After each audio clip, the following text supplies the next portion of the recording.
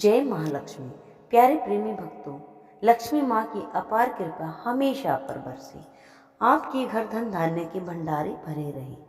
प्यारे भक्तों, आज हम जानेंगे क्यों मनाते हैं धनतेरस और क्यों जलाते हैं यम के नाम का दीपक।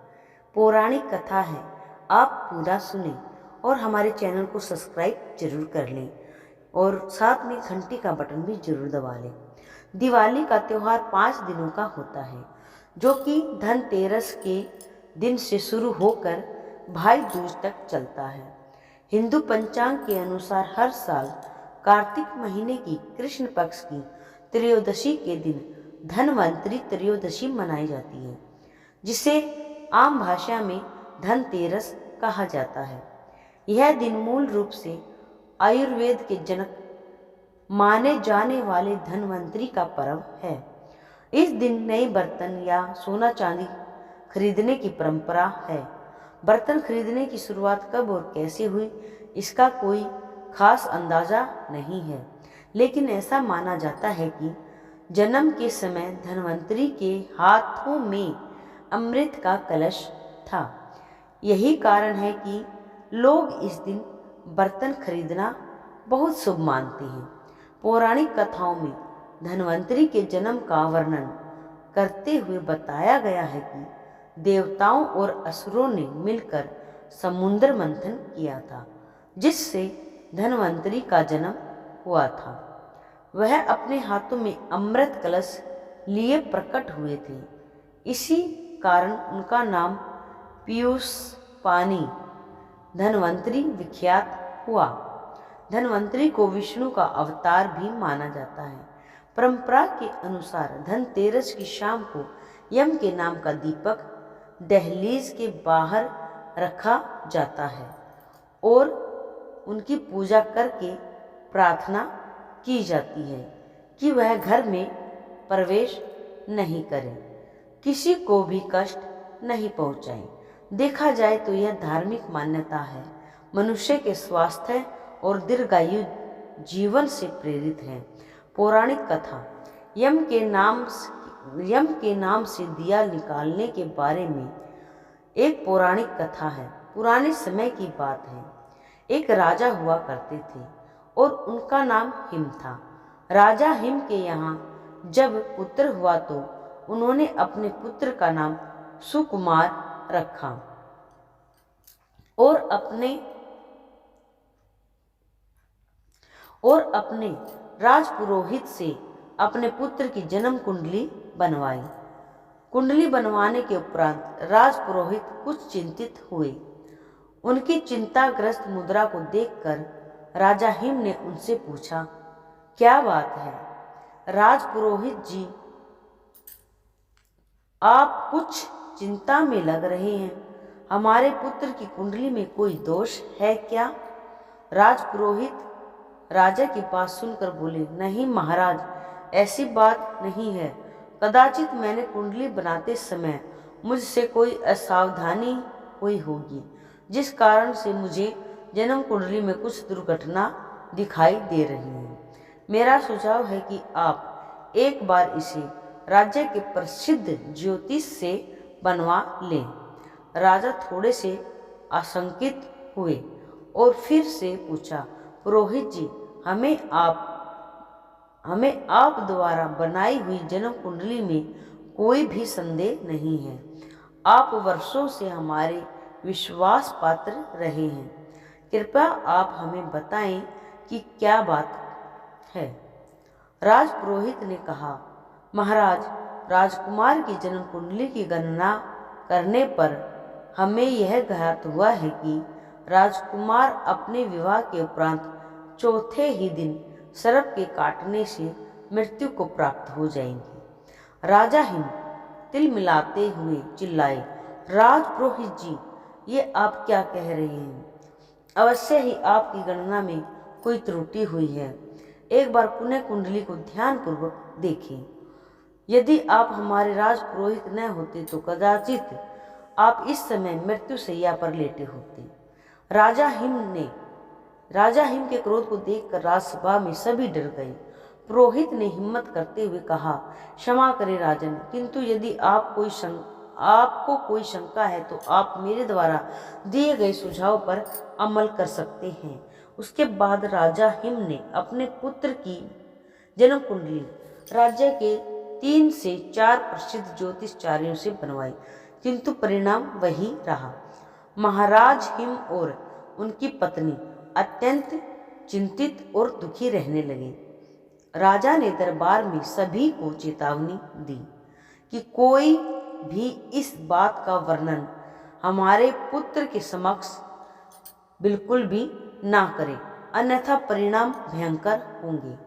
राजा हिम को भय था कि यदि उनके पुत्र को इस बात का पता चल गया तो कहीं वह मृत्यु की चिंता में पहले ही ना मर जाए। खैर, समय बीतता गया और राजकुमार सुकुमार बड़े होने लगे। अंततः वह समय आ गया जब राजकुमार की आयु विवाह योग्य हो गई और आसपास के कई राज्यों से राजकुमार के लिए सुंदर राजकुमारियों से विवाह के प्रस्ताव आने लगे, परंतु अपने पुत्र की मृत्यु के भय से राजा कभी किसी भी प्रस्ताव को स्वीकृति नहीं दे पा रहे थे। यह देखकर महारानी ने कहा, महाराज, यदि आप इसी प्रकार सभी राजाओं के विवाह के प्रस्तावों को अस्वीकृत कर देंगे तो हमारा पुत्र क्या सोचेगा। जन्म कुंडली के भय से हम अपने पुत्र को उम्र भर के लिए कुंवारा तो नहीं रख सकते, और फिर मृत्यु तो सर्प के काटने से होगी। यदि हम महल में सुरक्षा व्यवस्था बढ़ा दें तो कदाचित सर्प को राजकुमार के पास पहुंचने से पूर्व ही हम उस सर्प को मार गिराएं।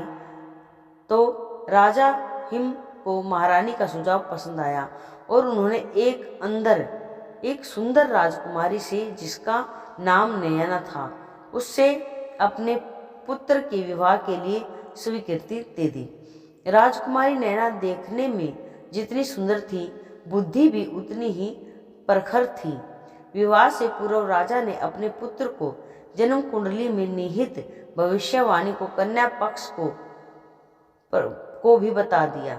पहले तो वधू के पिता ने इस संबंध से साफ इनकार कर दिया था, किंतु जब यह बात राजकुमारी नैना को पता चली तो उन्होंने अपने पति से निवेदन किया कि आप विवाह के लिए अपनी मंजूरी दे दें। अपनी पुत्री की बात को राजा ठुकरा न सके और विवाह के लिए आशंकित मन से विवाह करके लिए हामी भर दी। विवाह अच्छी तरह से संपन्न हुआ। राजकुमारी नैना एक दृढ़ निश्चय वाली कन्या थी। उसने अपने पति के प्राणों की रक्षा करने का निश्चय कर लिया था। जैसे तैसे 3 दिन बीत गए। राजा हिम और राजकुमारी नैना ने चौथे दिन का इंतजार पूरी तैयारी के साथ किया। उनकी योजना के अनुसार जिस किसी भी मार्ग से सांप के आने की आशंका होती, वहां पर सोने चांदी के सिक्के और हीरे जवाहरात बिछा दिए गए। पूरे महल को रात भर के लिए रोशनी से जगमगाया ताकि सांप को आते हुए आसानी से देखा जा सके। यही नहीं, राजकुमारी नैना ने सुकुमार को भी सोने नहीं दिया और निवेदन किया कि आज हम कहानी सुनना चाहते हैं। राजकुमार सुकुमार नैना को कहानी सुनाने लगे। मृत्यु का समय निकट आने लगा और मृत्यु के देवता यमराज पृथ्वी की ओर प्रस्थान करने लगे। क्योंकि सुकुमार की मृत्यु का कारण सर्पदंश था, इसलिए यमराज ने सांप का रूप धारण किया और महल के भीतर राजकुमार सुकुमार और राजकुमारी नैना के कक्ष में प्रवेश करने का प्रयास किया। जैसे ही वह सांप के वेश में कक्ष में दाखिल हुए तो हीरे जवाहरात की चमक से उनकी आंखें चुंधिया गईं, जिस वजह से सांप को प्रवेश के लिए कोई अन्य मार्ग खोजना पड़ा। जब वहां से कक्ष में दाखिल होना चाहा तो सोने और चांदी के सिक्कों पर रेंगते हुए सिक्कों का शोर होने लगा। जिससे राजकुमारी नैना चौकस हो गई। तब राजकुमारी नैना ने अपने हाथों में एक तलवार भी पकड़ ली और राजकुमार को कहानी सुनाते रहने को कहा। डसने का मौका न मिलता देख सांप बने यमराज को एक ही स्थान पर कुंडली मारकर बैठना पड़ा, क्योंकि अब यदि वह थोड़ा सा भी हिलते तो सिक्कों की आवाज से नैना को ज्ञात हो जाता कि सर्प कहाँ है और वह उसे तलवार से मार डालेगी। राजकुमार सुकुमार ने पहले एक कहानी सुनाई, फिर दूसरी कहानी सुनाई और इस प्रकार सुनाते सुनाते कब सूर्य देव ने पृथ्वी पर दस्तक दे दी पता ही नहीं चला। अर्थात अब सुबह हो चुकी थी, क्योंकि अब मृत्यु का समय जा चुका था। यमदूत राजकुमार सुकुमार के प्राण नहीं हर सकते थे, अतः वे वापस यमलोक चले गए और इस प्रकार राजकुमारी नैना ने भविष्यवाणी को निष्फल करते हुए अपने पति के प्राणों की रक्षा की। राजकुमार सुकुमार कभी नहीं जान पाए कि उनकी कुंडली का क्या रहस्य था, क्यों उनकी पत्नी ने विवाह के चौथे दिन कहानी सुनने का निवेदन किया और आखिर क्यों कहानी सुनते हुए उन्होंने तलवार थाम ली थी। माना जाता है कि तभी से लोग घर की सुख समृद्धि के लिए धनतेरस के दिन अपने घर के बाहर यम के नाम का दिया निकालते हैं, ताकि यम उनके परिवार को कोई नुकसान नहीं पहुंचाए। वीडियो अगर पसंद आया हो तो वीडियो को लाइक और हमारे चैनल को सब्सक्राइब जरूर कर लें। शिव कृपा भक्ति भजन चैनल के सदस्य बने। यह एक धार्मिक चैनल है, आप सभी के लिए लाभ हो, आप सभी को हर त्यौहार से जुड़ी जानकारी और शुभ मुहूर्त मिलते रहें। आज के लिए इतना ही प्यारे प्रेमी भक्तों, बोलो जय माँ लक्ष्मी, ओम नमः शिवाय, हर हर महादेव।